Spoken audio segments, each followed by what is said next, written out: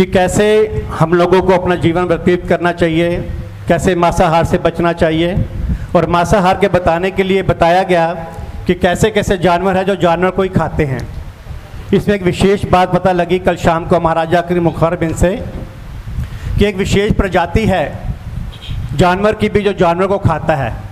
जैसे कल महाराज जी ने बताया चीता, शेर, लेकिन इसके दरमियान बाद में भगवान गुरु महाराज जी ने श्री ने बताया कि ये प्रजाति ऐसी है जो सिर्फ जीभ से पानी पीती है, वही प्रजाति को मांस खाने की आज्ञा है। अब मांस जो खाते हैं वो प्रजाति शेर हुई, सांप हुई, बिल्ली, कुत्ता, आप गौर करिए सब जितनी प्रजातियाँ सिर्फ पानी को जीभ से पीती हैं। जितने भी पानी को सक करके पीते हैं वो कोई भी जानवर या पशु पक्षी मांस नहीं खाता।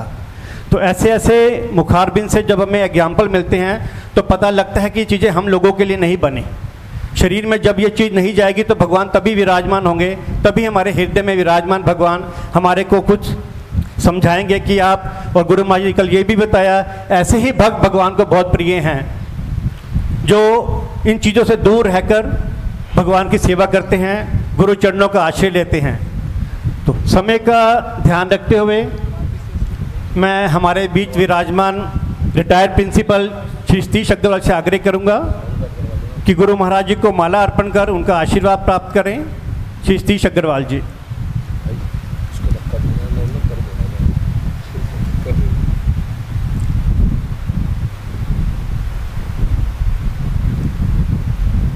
मंच पे विराजमान हमारे गुरु भाई उपेंद्र जिंदल जी, जैन प्रभु जी से आग्रह करूंगा बोलो श्री वृंदावन बिहारी लाल की जय। हार पहनाकर स्वागत करें।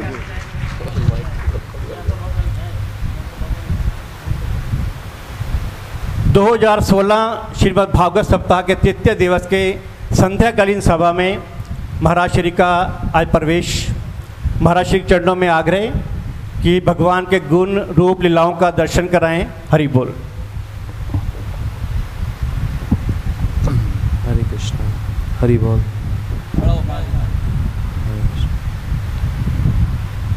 ओम अज्ञानतिमिरन्धस्य ज्ञानाञ्जनशलाकया चक्षुरुन्मिलितं येन तस्मै श्री गुरुवे नमः।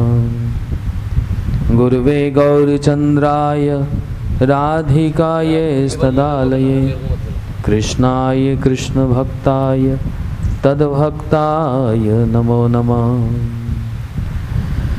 अजानुलम्बितो भुजो कनकवदातो संकीर्तने कपित्रो कमलायताक्षो विशंबरो दुजवरो युगधर्मपालो वंदे जगत्प्रियकरो करुणाय अवतारो।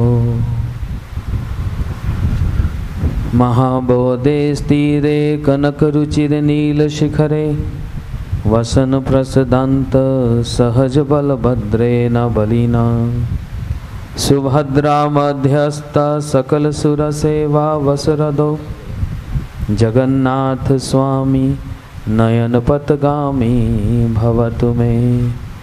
श्री जगन्नाथ स्वामी नयन पथगामी भवतु मे। वागीश यस्य वदने लक्ष्मीर्यस्य वक्षसि यस्यस्ते हृदय संवित् तं नरसिंहं भजे। जयतां सुतपङ्गुर्मम मन्दमतेर्गति मत्सर्वस्पदाम्भुजो श्रीराधा मदनमोहनो। भक्त्या विहीनयपराधलक्ष्ये क्षिप्तस्य कामादितरङ्गमध्ये कृपामयी तं शरणं प्रपन्ना वृन्दे नमस्ते चरणारविन्दम्। नारायणं नमस्कृत्यं नरं चैव नरोत्तमं देवीं सरस्वतीं व्यासं ततो जयमुदीरये। यं प्रव्रजन्तमनुपेतकृत्यं द्वैपायनविरह कातुराजुवाह पुत्रेति तन्मयतया तर्वो विनेदुस्तं सर्वभूतहृदयं मुनिमानतोऽस्मि। श्री कृष्ण चैतन्य प्रभु नित्यानंद श्री अद्वैत गदाधर शिवासादि गौर भक्त।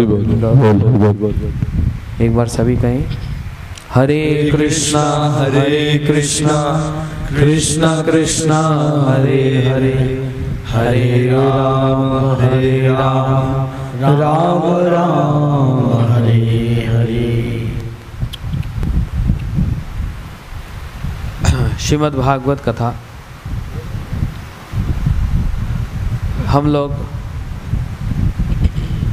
कल श्रीमद् भागवत जी के अंतर्गत श्री व्यास जी की जीवन गाथा को नारद जी के द्वारा उपदेश प्रदान करने पर व्यास जी ने भागवत जी का दर्शन किया, अर्थात नारद जी जैसे गुरु कृपा से शिष्य व्यास जी के हृदय में सारा ज्ञान संचारित हुआ और उन्होंने श्रीमद् भागवत जी को रचना किया। अनेक अनेक कथाएं हैं श्रीमद् भागवत।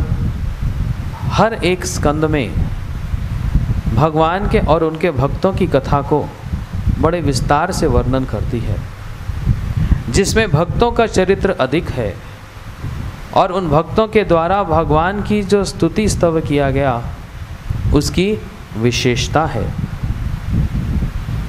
इसलिए श्रीमद् भागवत जी में भक्त प्राधान्य ग्रंथ है। भगवान के अवतारों की कथा तो वर्णन हुई है, लेकिन उससे भी अधिक भक्तों की कथा का बहुत विशेष है। इसलिए सृष्टि की बात कही गई। सृष्टि कैसे हुई? बोलते भगवान के नाभि से ब्रह्मा जी का जन्म हुआ और ब्रह्मा जी ये विचार नहीं कर पा रहे कि मेरा उत्पत्ति का स्थान क्या है, मेरा जन्म कहाँ से हुआ। ब्रह्मा जी जिस कमल की नाल से जन्म ग्रहण किए, ऊपर नीचे तक घूमते रहे और ये नहीं पता लग रहा कि मेरा जन्म कहाँ से हुआ। उसी समय ब्रह्मा जी को एक शब्द सुनाई पड़ा, तप तप तप, तपस्या करो तपस्या करो तपस्या करो। ब्रह्मा जी हजारों वर्ष की तपस्या में बैठ गए और तब भगवान के द्वारा ब्रह्मा जी को दीक्षा प्रदान की गई। भगवान ने अपनी वंशी से क्लिंग शब्द उच्चारण करके ब्रह्मा जी को दीक्षा प्रदान की और साथ ही साथ ब्रह्मा जी को चतुर्श्लोकी भागवत का भी उपदेश प्रदान किया। इतना सब होने पर जब गुरु शिष्य को मंत्र भी दे दे और शिक्षा भी दे दे तो फिर शिष्य का भी कर्तव्य है गुरु की सेवा करना। और गुरु जो सेवा की बात करते हैं वो अपनी सेवा की बात नहीं करते। गुरु शिष्य वर्ग को अपने इष्ट की सेवा में नियुक्त करता है, अपनी सेवा में नियुक्त नहीं करता। शिष्य गुरु भोगी नहीं है, गुरु सेवक है। जो एक सद्गुरु का कार्य करे वो भोगी नहीं होता, वो एक सेवक का कार्य करता है और जो उसके साथ जुड़ता है उसको सेवा में ही लगा कर रखता है। किसकी सेवा? हम सेवा करते हुए मन में ये बात यदि रखें कि ओ मैं तो गुरु के कहने पर सेवा कर रहा हूँ, मतलब मैंने गुरु पर एहसान किया, नहीं, वो तो भगवान की सेवा में उन्होंने हमको लगा रखा है। हमें तो उनका आभार प्रकट करना चाहिए कि जो मैं अपने आप से नहीं कर सकता, आपने मुझको भगवान की सेवा में लगा दिया। ये भाव उसके हृदय में जब तक नहीं आएगा तब तक उसका अज्ञान वो कभी जा नहीं सकता, कभी नहीं जा सकता। जिस दिन इस स्थिति को समझेगा कि गुरुजी ने मुझ पे कृपा करके मुझको भगवान की सेवा में लगा दिया, मेरे जीवन को परिवर्तन कर दिया, कहाँ मेरा जीवन नारकीय हो रहा था और उन्होंने वहाँ से मेरे को उठाकर कहाँ इतने बड़े भगवान की सेवा में मुझको लगा दिया। जब तक इस बात की उपलब्धि उसको नहीं होगी तब तक वो गुरु की महिमा को नहीं समझ पाएगा। और जिस दिन ये उपलब्धि हो गई उस दिन रो रो कर गुरु जी के चरणों में नाक रगड़ेगा कि आपने मुझको ये क्या दे दिया, मैं इस योग्य नहीं था, आपने ऐसे एक छोटे व्यक्ति को इतना बड़ा बना दिया कि मैं भगवान की सेवा करने योग्य हो गया। इसका श्रेय सारा गुरु जी को जाता है। आज हम लोग जो भागवत की कथा को कह रहे हैं, क्या अपने अध्ययन से, अपने पढ़ने से कह रहे हैं? नहीं, गुरु जी की सेवा की। जो जो गुरु जी ने आदेश किया उसका पालन किया। वहाँ पर अपना विचार नहीं, गुरु जी का विचार रखा और उनके विचार के अनुसार चला, क्योंकि उनकी समझ हमसे बड़ी है, उनकी समझ हमसे बहुत बड़ी है। इसलिए उनके कहने के अनुसार चले और उनसे कथा सुनी और सेवा की, जिसके फलस्वरूप गुरु जी ने इस योग्य बना दिया कि आज भगवान की कथा कहने के लिए, हम उनकी सेवा करने के लिए हमें वो योग्यता प्राप्त हो गई है। अयोग्य होने पर भी वह योग्यता प्रदान की गई। हम लोग भगवान की सेवा के योग्य नहीं हैं।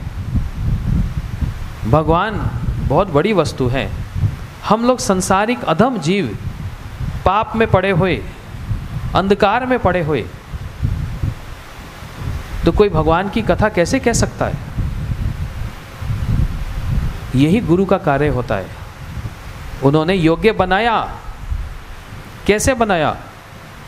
पहले भगवान की सेवा करवाई और भगवान से आशीर्वाद दिलवाया और स्वयं कृपा करके इस योग्य बनाया गया।